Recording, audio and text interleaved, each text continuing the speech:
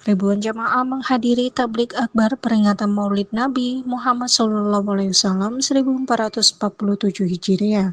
Pemerintah Kota Lubuk Linggau menghadirkan penceramah nasional, yaitu Ustadz Subki Al-Bukhari, untuk menyampaikan tausiahnya.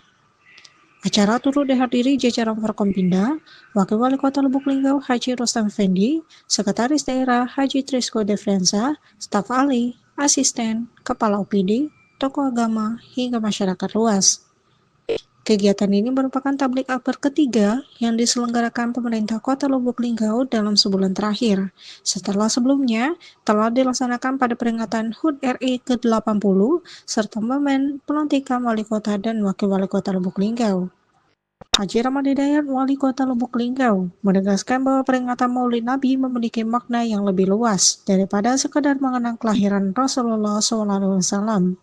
Ia juga mengungkapkan pentingnya menjaga keamanan, ketentraman, dan keharmonisan di tengah masyarakat demi terwujudnya visi dan misi Linggau Juara.